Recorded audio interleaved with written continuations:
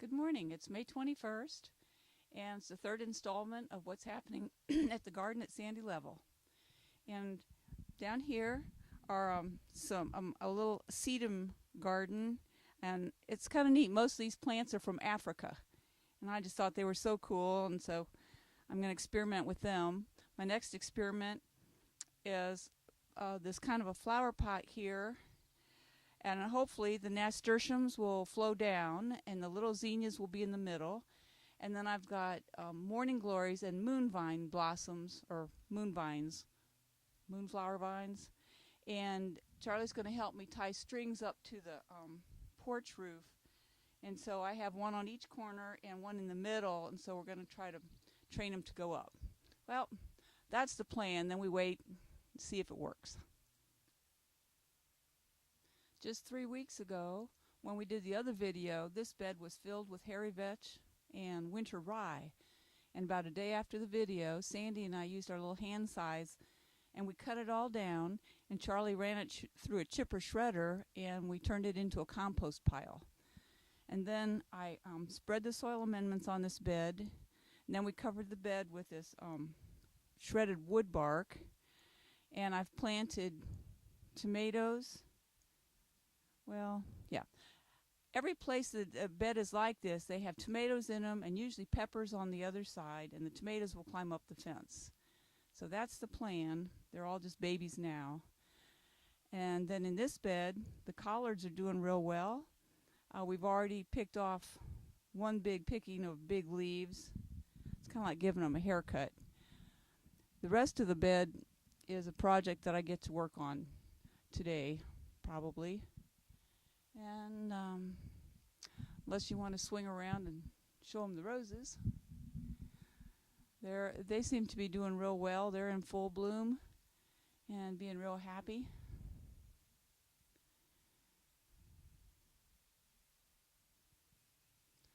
Okay, now we're down in the lower garden, and on beds 14, 15, and 16, I cut the cover crop and just laid it down on the bed as the mulch. And in bed 14 I've planted 75 sweet potatoes. In bed 15 I've planted black peanuts. And in bed 16 I'm in the process of planting red peanuts. And the cabbages in this bed are doing really well. We've had one already, and we'll probably have another one today. And this is the big compost pile that we built. And along this edge down here I've planted 5 butternut squash, and hopefully then when they start growing we'll train them to grow over the top of the compost pile.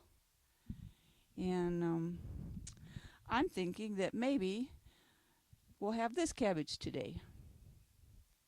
It's looking all shiny and the outer leaves are starting to split, so I think that's a sign that it's time to pick.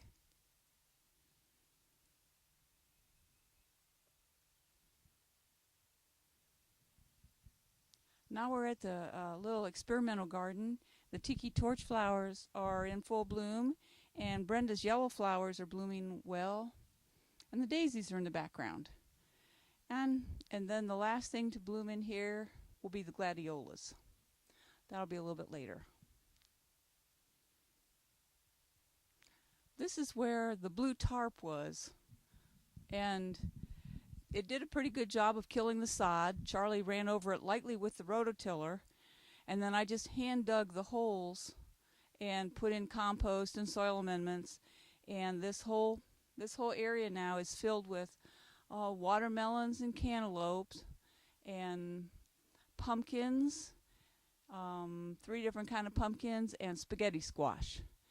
And maybe if the squash bugs and the stink bugs don't come and kill them all, and the bacterial wilt doesn't come in and kill them all, maybe we'll get some food out of this. Here's a little kind of snapshot of what's happening with the fence. Charlie's got all the corner posts braced, and the areas where the terrain changes, we have to do some bracing because the fence has to make a turn. So he's got all those done, and he's run that red line there so that he can line up the posts and then start sinking the actual fence posts into the ground. Here's the broccoli and onion patch. And we wanted to hurry up and do a movie today because we're going to eat a broccoli today. And that would start making holes in this pretty bed.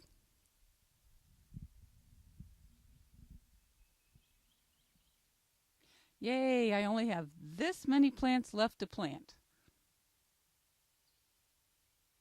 Up here is the compost pile that we made with all the cover crops from these 3 beds. And along the foundation I have comfrey and sunflowers planted. And along the compost pile I put more butternut squash. So I've got 5 little butternut squash tucked in on that side too, so it can grow over the bed. And along these tomato fences, of course, I have tomatoes and peppers and zucchini stuck in there, and I think I have a few cucumbers climbing up over here. And any day now the daylilies should be just popping open. Well, this is the early spring garden, and the sugar peas are just now starting to fill out their little pods, so maybe tomorrow or the next day we'll start coming through in the morning and picking fresh peas. And the potatoes are doing really well. I have to look up online what to do with Chinese cabbage because I don't know, and I think it might be time to pick. And I saw some little turnip heads starting to form, and the beets are coming. So I'm real happy with this garden up here.